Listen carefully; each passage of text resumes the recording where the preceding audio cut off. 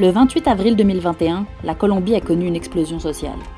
Au cours du premier mois de grève, plus de 12 000 manifestations ont eu lieu dans 862 municipalités des 32 départements du pays. Cette mobilisation nationale sans précédent a obtenu plusieurs victoires, notamment faire reculer une réforme fiscale antipopulaire présentée par le gouvernement d'Ivan Duque et faire retirer une réforme désastreuse de la santé. De plus, elle est parvenue à obtenir la démission de plusieurs ministres, parmi lesquels la ministre des Affaires étrangères, Claudia Blum. Cette mobilisation était l'expression du mécontentement, de la frustration et de l'indignation de la majorité face aux inégalités, à la corruption, à l'impunité, à la violence contre les mouvements sociaux et à la faim grandissante. Un séisme politique qui a été accompagné d'une intense brutalité policière, de disparitions de manifestants et manifestantes, d'arrestations arbitraires et de dizaines de meurtres par les escadrons anti-émeutes qui ont brutalement attaqué les manifestations.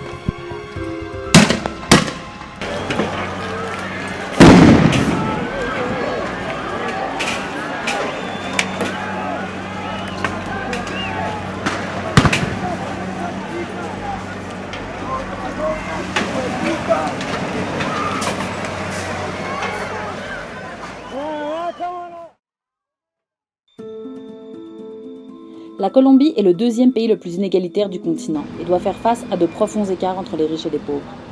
Alors que la pauvreté a augmenté de façon spectaculaire en raison des effets de la pandémie mondiale, l'État colombien, présidé par des gouvernements successifs d'une même tendance politique, a approfondi un modèle économique qui, ces dernières années, a fait augmenter la malnutrition et la faim parmi la population. Selon des chiffres récents du DANE, Institut national de statistique, plus de 21 millions de personnes en Colombie vivent dans la pauvreté et 7,4 millions dans l'extrême pauvreté, c'est-à-dire qu'elles n'ont pas les moyens de se procurer un panier alimentaire de base pour survivre. Alors que le monde débattait d'un revenu de base temporaire pour les plus démunis, afin de stopper l'avancée du coronavirus, le gouvernement d'Ivan Duque a décidé de prendre une autre direction, déposer une réforme économique régressive au Parlement, proposant de maintenir les exonérations fiscales pour le grand capital et d'augmenter les taxes sur la consommation de biens de base, y compris les denrées alimentaires. Cette proposition a provoqué un tollé social.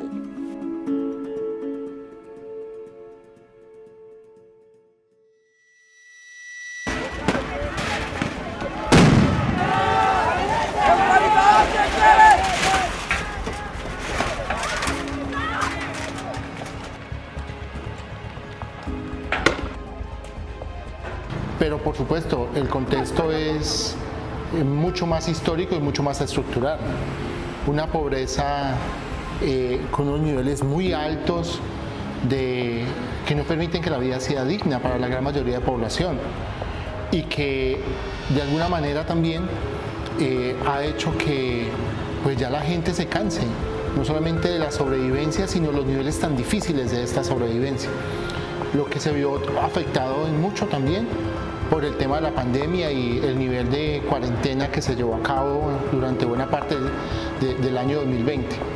Creo que esa situación socioeconómica es muy importante para poder comprender un tanto el estallido.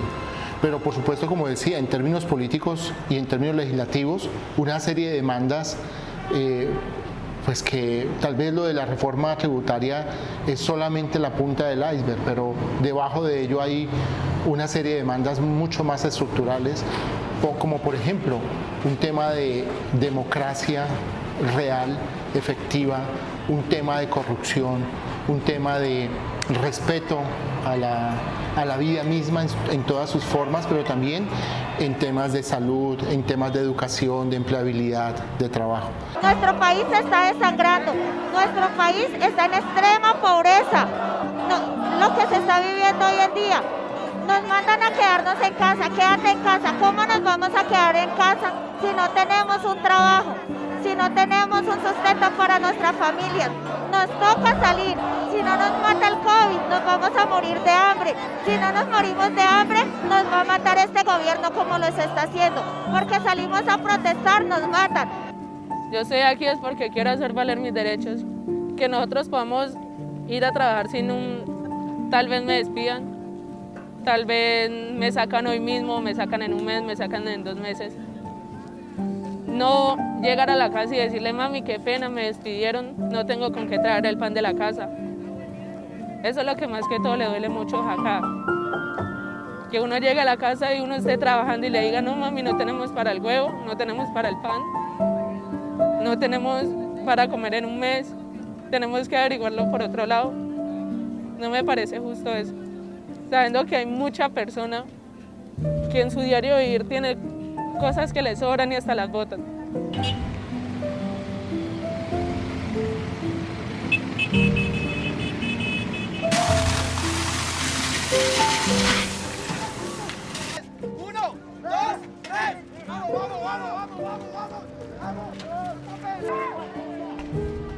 Nous avons assisté à la naissance d'un nouveau pays qui, depuis les barricades, a acculé le gouvernement Duque et qui a donné au peuple une bouffée d'air frais et lui a permis de manger, de ne pas devoir payer plus cher pour s'alimenter. Ces mobilisations ont révélé au monde non seulement qu'il n'y a pas de démocratie en Colombie, mais qu'il y a une nouvelle génération de jeunes dans ce récent moment de la lutte des classes. Il y a 2 décennies, l'uribisme a émergé au milieu d'une crise économique et sociale.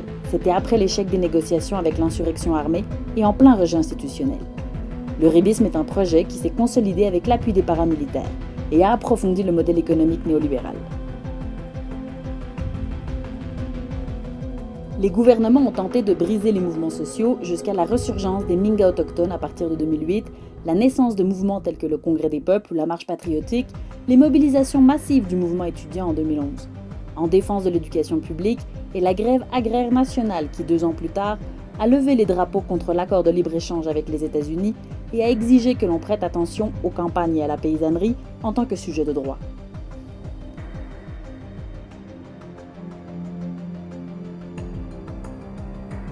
On a vu depuis 2008 une augmentation des mobilisations jusqu'au soulèvement populaire le 21 novembre 2019.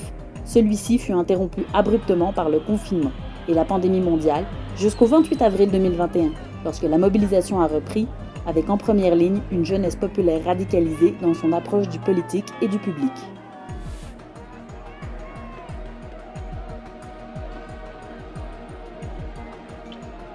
Las primeras líneas y el concepto como tal de una conexión de defensa de la vida y de los territorios vienen claramente de un liderazgo propio del movimiento social, no solo en Colombia, sino unos referentes que tenemos claros en países que vivieron opresiones demasiado fuertes por gobiernos autoritarios y totalitaristas que a la final implementaron políticas de muerte. Y aquí en Colombia nace en un contexto de paro nacional de 2019, cuando abiertamente empezamos a ver asesinatos por parte de la fuerza pública en vivo, como el de Dylan Cruz, que fue el primero que nosotros, pues como generación, pudimos ver con nuestros propios ojos que estaba siendo transmitido en vivo un asesinato por parte del ESMAD, y es ahí donde uno dice como hasta aquí llegué, ya no me aguanto más, sin hacer nada al respecto, me voy para la calle y así como Dylan empiezo a defender al que está atrás, porque Dylan no era un vándalo, no era un ladrón, no era un terrorista, su pecado fue devolver un gas para que otro no se ahogara y para que otro permaneciera en la resistencia. Su pecado fue devolver el gas y pagó con la vida. Nosotros tenemos piedras, lo único que combatimos es con piedras, ellos combaten con armas. Ayer destaparon el punto, no este punto y no el punto cercano a nosotros. Hoy querían volver a tapar porque ese fue uno de los puntos estratégicos para la salida del oriente de Cali. ¿Qué hizo la policía? La policía llegó arrasando con todo, sin preguntar nada, sin socializar nada. Obviamente los muchachos no dejaron. Se nos presentó un acontecimiento que se llevaron a 3 muchachos, golpearon a una muchacha que es de la resistencia del punto.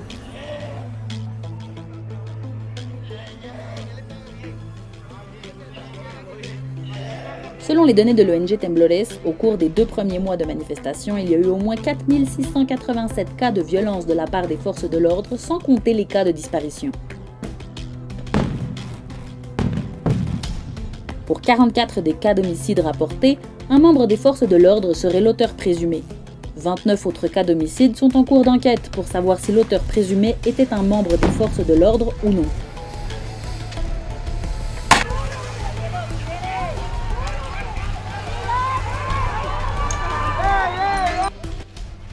La campagne Défendre la liberté, c'est l'affaire de tous a dénoncé le fait qu'au moins 3274 personnes ont été détenues, souvent de manière arbitraire, en appliquant de manière généralisée et indiscriminée, sans motif valable, la figure juridique du transfert pour protection, afin d'arrêter des personnes sans accusation. Les personnes ainsi détenues ont été soumises dans plusieurs cas à la torture et ou à des traitements cruels, inhumains et dégradants. On recense 84 cas de manifestants et manifestantes présentant des mutilations oculaires, et près d'une centaine de personnes sont toujours portées disparues selon les données institutionnelles. Des chiffres alarmants révèlent une profonde crise du respect des droits humains. La communauté internationale a réagi par la solidarité et l'accompagnement international. Yo veía cómo está diseñada la lógica que implementa la policía en Colombia. Desde ser el único que tiene una policía que no depende sino del Ministerio de Defensa, y por lo tanto tiene una lógica bélica, porque está preparada para la cuestión militar, yo me pregunto, ¿a qué enemigo elige ese poderoso armamento y esa poderosa fuerza? ¿A qué enemigo elige? Y cuando digo esto, digo que está aplicando lo que se llama determinarlo al enemigo, y en este caso determina un enemigo que está en el interior del país. Nous nous sommes entretenus à Bruxelles avec le lieutenant-colonel à la retraite Omar Eduardo Rojas, expert en doctrine militaire. El enemigo en Colombia no es solamente aquel que se alza en armas, no es solamente el guerrillero, el subversivo. El enemigo en Colombia tiene mucho tinte. Entonces, para las Fuerzas Armadas, para los soldados, para la policía, enemigo es todo actor social, todo actor político que tiene una cosmovisión de vida diferente a aquellos que están gobernando. Considero que ese concepto de enemigo interno que tiene el país obedece al pensamiento anticomunista que es impulsado desde los Estados Unidos. Porque a propósito, si vos ves a la policía en Argentina o en Chile, vas a ver a los mismos Robocop. Y probablemente vas a ver a los mismos, tal vez no tanto con el desarrollo de tanta sofisticación en el armamento que tienen aquí, pero sí en Chile y en la Argentina con la misma vocación homicida. L'État colombien a versé dans les rues le sang d'une population touchée économiquement par la pandémie et lassée de l'absence d'empathie du gouvernement. Comme en 1919, avec le massacre des tailleurs en pleine grippe espagnole, eux qui étaient sortis manifester leur indignation face à la mort de manifestants et manifestantes aux mains de la police. Comme en 1954, lorsque les forces de sécurité ont assassiné 13 étudiants entre le 8 et le 9 juin et qu'au moins 50 autres ont été blessés. Ou lorsqu'il a ouvert le feu sans discernement sur des manifestations comme lors de la grève de 1977, qui a causé plus de 500 blessés par fusil à Bogota et 25 morts. Un an plus tard, Julio César Turbay est devenu président et a promulgué le statut de sécurité comme instrument de persécution. Au cours des 30 années suivantes, il y a eu au moins 61 massacres dans lesquels les forces de l'ordre ont été impliquées.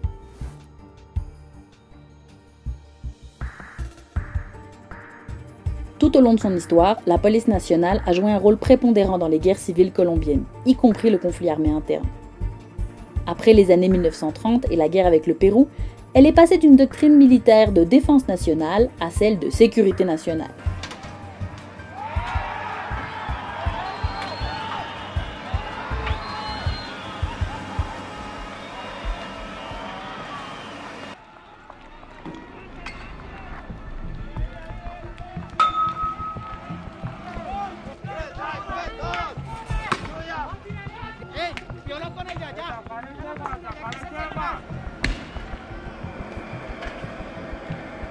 Entonces uno encuentra que el traslado de la defensa nacional a la doctrina, en términos de doctrina militar a la seguridad nacional hizo que se reconfigurara una lógica más interna de designación del enemigo interno y ese enemigo interno para poder propender a los intereses que efectivamente desde la Guerra Fría se han establecido, y es garantizar que el capitalismo se desarrolle con todas las atrocidades que trae, ¿no?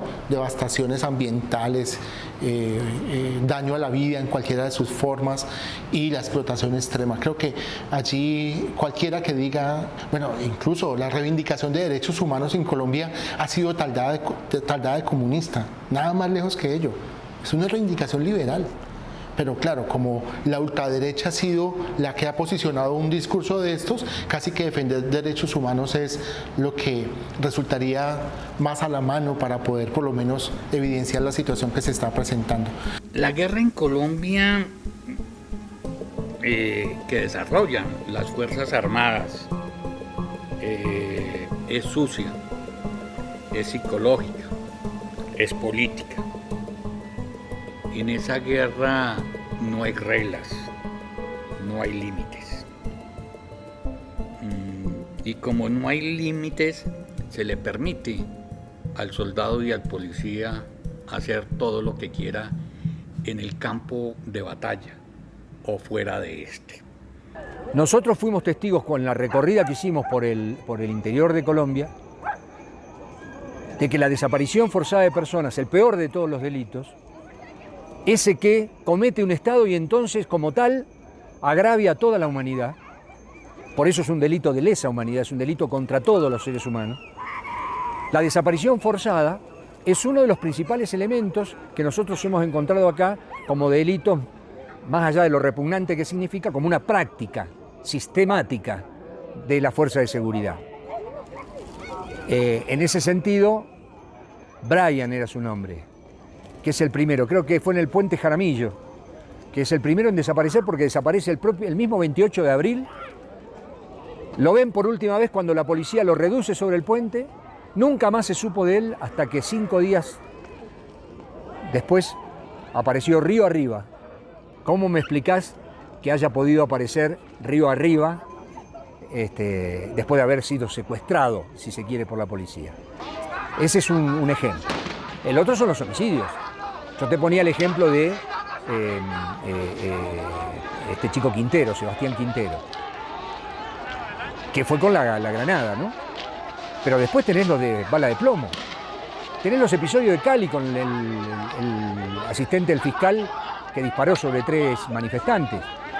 Tenés la situación que atravesó una lideresa de la comunidad NASA, Daniela Sotopito, una chica brillante ella, que estando en Cali, yendo hacia Popayán, son interceptados por un grupo de civiles, que ese es el otro costado, ¿no? Los civiles armados que cuentan con el consentimiento de la policía, porque, oh casualidad, están siempre de la misma línea, y que le disparó a Daniela y no la mató de casualidad. Y en esto de los homicidios, yo quiero hacer notar algo, un problema que yo noto, que me entristece mucho y me preocupa mucho, es que Colombia empezó a naturalizar la muerte. Y es terrible eso. La verdad es que a nosotros y a nosotras lo que nos ha estremecido es encontrarnos con situaciones de violación de los derechos humanos en las protestas que son realmente escalofriantes. En el caso de las mujeres, por ejemplo, no solamente hay violencia física, sino que hay violencia psicológica y hay violencia sexual en las mujeres y las disidencias. Por más que hayan muchas denuncias de carácter nacional e internacional, dudo que vayan a haber investigaciones serias y juiciosas, toda vez que los organismos de control también están manejados por el mismo grupo político que está al frente del gobierno. Y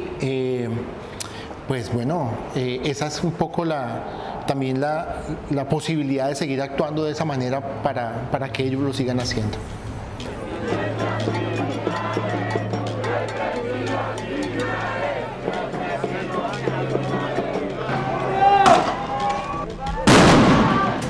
Pour comprendre les dimensions de la répression actuelle, il faut comprendre les dernières actualisations de la doctrine de sécurité nationale. Celle-ci identifie le mouvement social et communautaire comme le nouvel ennemi intérieur, et par conséquent comme un objectif militaire.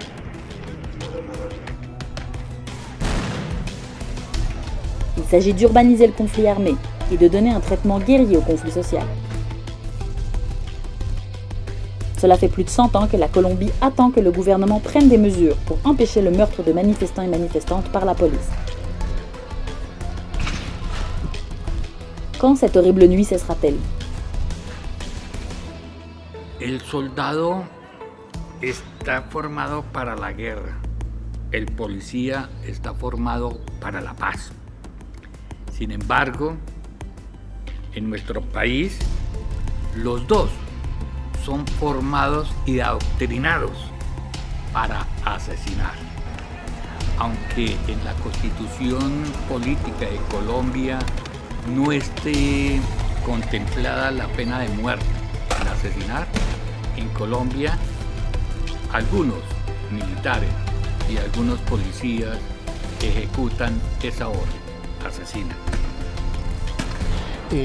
Yo creo que en ese sentido una policía así, que ve en el otro, en la otra un enemigo y no un ciudadano, una ciudadana que se está manifestando, pues no vamos a llegar a ningún lugar.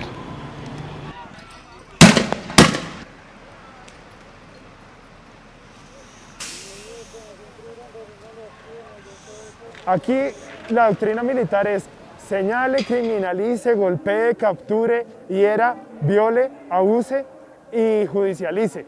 Aquí la nuestra sería como ame primero y defienda la vida después.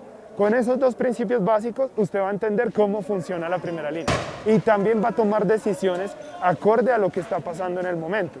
Si usted ama, si usted quiere, si usted defiende la vida y siente al otro como alguien que toca proteger y cuidar, va a entender que hay momentos en que, y muchos de los momentos, casi la mayoría, en los que nosotros no tenemos por qué empezar nada, en los que nosotros no tenemos por qué dejarnos provocar y responder como la policía espera que respondamos, es con toda violencia para ellos justificar su actuar criminal y asesino. Y por una parte, insisto, nos ha sorprendido y nos ha estremecido esa violencia desplegada sobre esos cuerpos jóvenes, pero por otra parte la valentía, la lucidez, también nos ha despertado enorme admiración y en definitiva una esperanza respecto de que se encamine a un cambio en esta situación tan dramática que hoy está viviendo Colombia.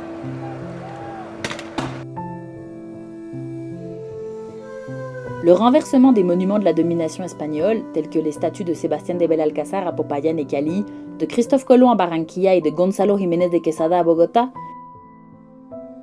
est l'image la plus claire de la chute du pouvoir hégémonique. C'est ce qui a donné toute leur...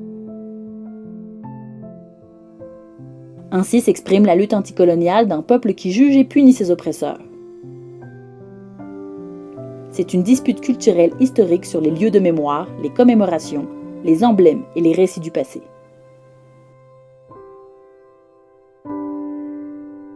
C'est la profanation et le sacrilège contre l'architecture du pouvoir. Este CAI está en medio de lo que se conocía como el punto de resistencia Paso del Aguante, Paso del Comercio, Paso del Aguante posteriormente. En medio de esos enfrentamientos, los manifestantes pues,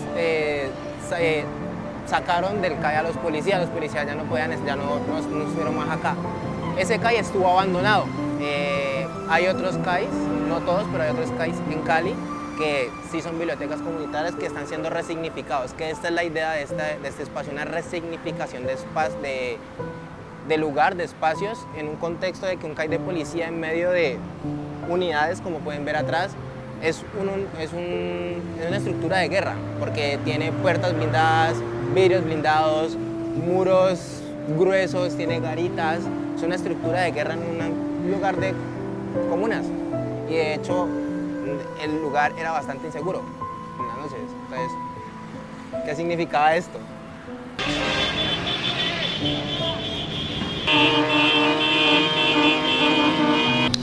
Es que también las formas formas de expresión de la protesta han variado en mucho. Y las expresiones artísticas, culturales, ya ni siquiera hay que, no sé, programarlas con antelación, fluyen, como que brotaran, y eso es parte de la misma composición de quienes se manifiestan, de quienes conforman las movilizaciones. Y entonces uno encuentra en medio de las marchas, de los puntos de concentración, un montón de artistas. Construire des monuments à la résistance populaire, peindre des fresques avec les visages de celles et ceux qui sont tombés dans cette lutte, composer des chants de dignité, renommer et redéfinir des lieux et des dates, transformer les centres de police en bibliothèques communautaires, combattre les balles avec l'art et la culture, sont des signes qui annoncent la naissance d'un nouveau pays. Uno encuentra en Puerto Resistencia todos los significados que hay contenidos en el monumento. Uno dice, aquí no hay que estudiar de semiótica un doctorado, aquí esta gente nos está dando toda una cátedra importante de cómo simbolizar sus expresiones. Y bueno, algo que tal vez estamos dando por obvio ahora que conversamos, y es cómo Cali, como todos los puntos y como toda ciudad, tiene puntos reconocidos, ¿no? Con un nombre simbólico por alguna anécdota histórica o por alguna tradición que se mantuvo. El puente de los 1000 días, cuando yo llego a Cali me dicen, no, es que tardaron 1000 días haciéndolo. Pues el puente de los 1000 días ya no es, fue demolido hace tal vez una década atrás, una década y media, y fue construido el puente actual que se tiene. Pero como ese punto ya no se llama puente de los 1000 días, sino puente de las 1000 luchas, y eso cómo lo expresamos para que la comunidad lo asuma. Puerto Rellena, ya no es Puerto Rellena, es Puerto Resistencia. El paso del aguante, la portada, la libertad, bueno, en fin, la palabra dignidad, la palabra resistencia, la palabra aguante, la palabra libertad, soberanía, son palabras que se repiten en todos estos puntos de una manera como que rebautizarlos, ¿no? Y eso pareciera de alguna forma, me acuerdo un poco de los revolucionarios franceses en 1789 o de los mismos rusos en 1917, la plena conciencia de estar marcando la historia, ¿no? La plena conciencia de renombrar el espacio y por qué no el tiempo a propósito de las búsquedas que tenían, y eso me parece que es muy simbólico. Vamos en camino hacia la luna y luego a Puerto Resistencia.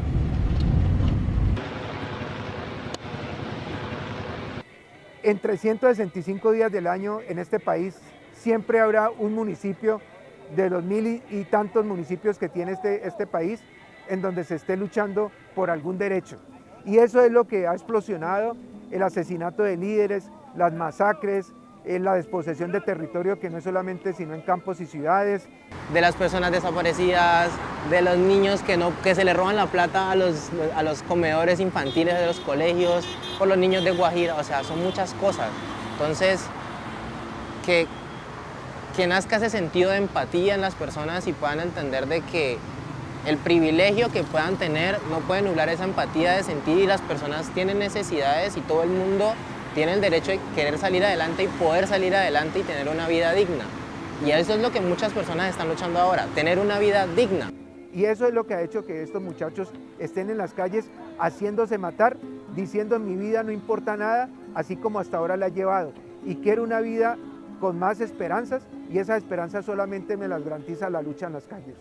Yo creo que lo que queda hacia adelante en términos de la movilización y el tratamiento que le ha dado el Estado es seguir insistiendo. O sea, creo que lo peor que podría hacerse es, después de tanto esfuerzo, tanto dolor, pero también tanta esperanza manifestada en las calles, es como que borrón y cuenta nueva, como que volvamos a lo que llaman algunos normalidad.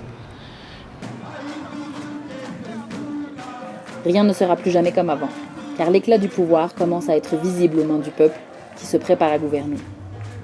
Dans tous les quartiers, les trottoirs, les collines, les rivières et les points de résistance du pays, des relations se construisent, qui font de la contestation une action de solidarité durable.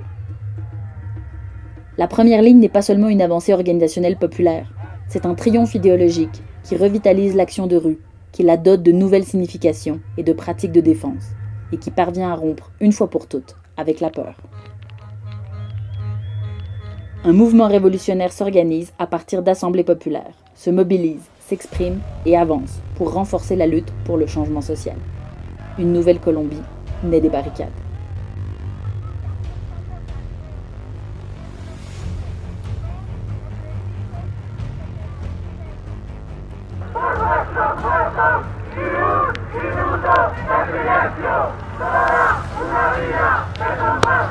¿Hasta cuándo?